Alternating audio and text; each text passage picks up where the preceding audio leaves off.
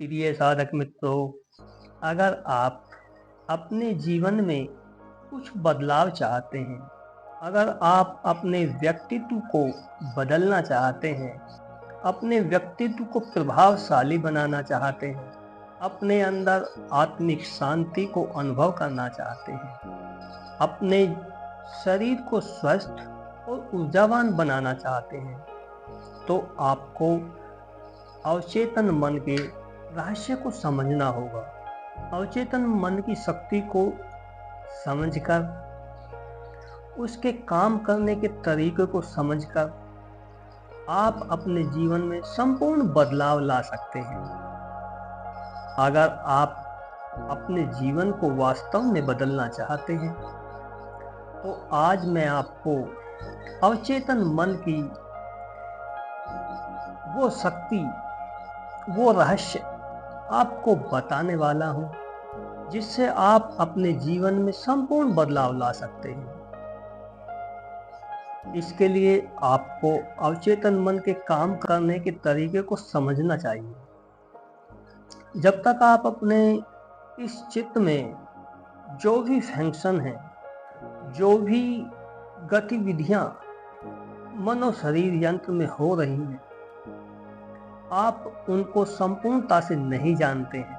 आप ये नहीं समझ पाते हैं कि हमारा मनो शरीर यंत्र किस तरह से कार्य करता है।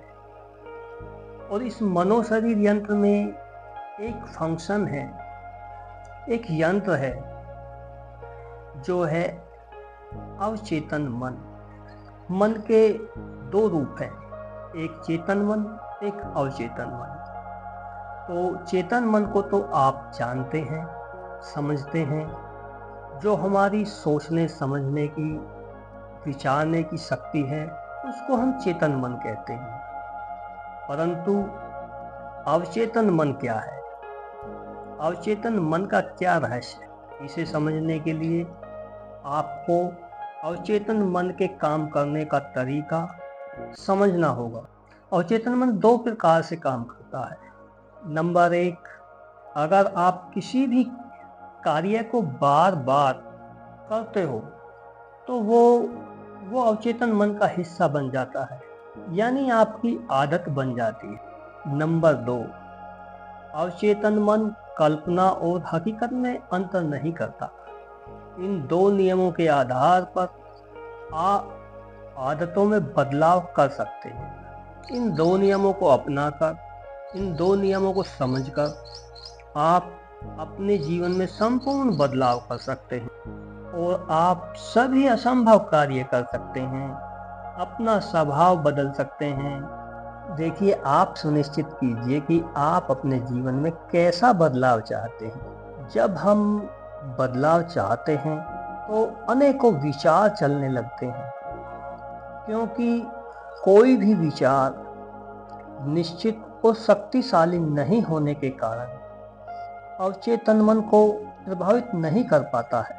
इसीलिए आप शांति से सोचिए कि क्या आप वास्तव में अपने जीवन में बदलाव चाहते हैं, और अगर हाँ, तो आप बस ये एक काम कीजिए कि या तो आपको उस संकल्प को एक पेपर पर लिख लें, या आप अपने मन में उस संकल्प को बार बार दोहराएं। जो भी आपका संकल्प है, उसे वर्तमान वाक्य में लिखें या वर्तमान वाक्य में दोहराएं, भविष्य में नहीं। जैसे मान लीजिए आप में आत्मविश्वास की कमी है, तो आप पेपर पर लिखें कि मैं आत्मविश्वास से भरा हुआ हूँ, या आप अपने मन में इसे दोहराएं कि मैं आत्मविश्वास से परिपूर्ण हूँ, मैं आत्मविश्वास से भरा हुआ हूँ। यदि आपकी स्मरण शक्ति कमजोर है, तो आप लिखें कि मेरी स्मरण शक्ति बहुत तेज है, या इसे बार बार दोहराएं कि मेरी स्मरण शक्ति बहुत तेज है। और यदि आप स्वयं को कमजोर महसूस करते हैं, तो आप लिखें कि मैं स्वस्थ हूँ, मैं ऊर्जावान हूँ। अगर आप सुबह लेट जगते हैं, तो आप लिखें कि मैं सुबह जल्दी उठ जाता हूँ। यदि आप धन प्राप्ति करना चाहते हैं, यश प्राप्त करना चाहते हैं, तो आप लिखें कि मैं धनवान हूँ, मैं यशस्वी हूँ। इसे बार बार दोहरा भी सकते हैं। इस तरह से कभी भी ना लिखें या कभी भी ना दोहराएं कि हे परमात्मा, मेरी स्मरण शक्ति बढ़ाओ, या मेरी बुद्धि को तेज कर दो, या मुझे धनवान बना दो, या मुझे यशस्वी बना दो। ये वाक्य भविष्य के हैं, वर्तमान के नहीं हैं। आपका मन भविष्य के शब्दों को भविष्य की तरह ही लेता है। अगर आप इस तरह से दोहराते हैं कि मुझे भविष्य में धनी बनना है, मुझे धनी बना दो, मुझे स्वस्थ कर दो, मुझे ऊर्जावान बना दो, या मेरे क्रोध को शांत कर दो, तो यह जो वाक्य है, इस वाक्य में अवचेतन मन में शब्द और कल्पना का जो आप संदेश देते हैं कि मेरे भीतर आत्मविश्वास की कमी है, मेरी स्मरण शक्ति कमजोर है, मैं धनवान, मैं निर्धन हूँ, इससे आपके अवचेतन मन में गलत प्रोग्रामिंग हो जाती है और आपकी स्मरण शक्ति भविष्य में तेज होगी।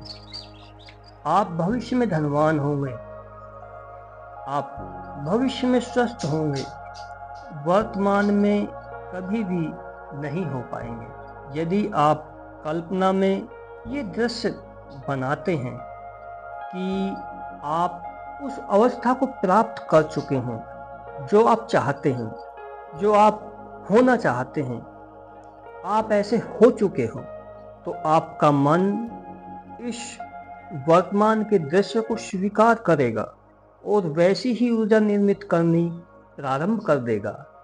आप अपने अंदर नकारात्मक भाव कभी ना लाएं, ना सोचें।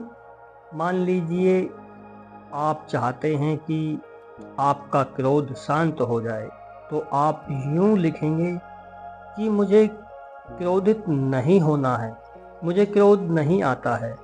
तो आप क्रोध को ही दोहरा रहे हैं। आपका क्रोध कभी भी शांत नहीं होगा, क्योंकि आप बार बार क्रोध को ही दोहराते हैं। तो आपको इसके विपरीत लिखना है, इसके विपरीत स्मरण लाना है कि मेरा व्यवहार शांत है, तो आपके अंदर नेगेटिव भाव उत्पन्न ही नहीं होगा, आपके अंदर क्रोध कभी उत्पन्न ही नहीं होगा, क्योंकि आपका अवचेतन मन यह प्रोग्रामिंग कर चुका है कि मेरा व्यवहार शांत है। तो आप ऐसे ही होने लगते हैं। जो आप अनुभव करते हैं, जो आप महसूस करने लगते हैं, वैसे ही आप बनने लगते हैं।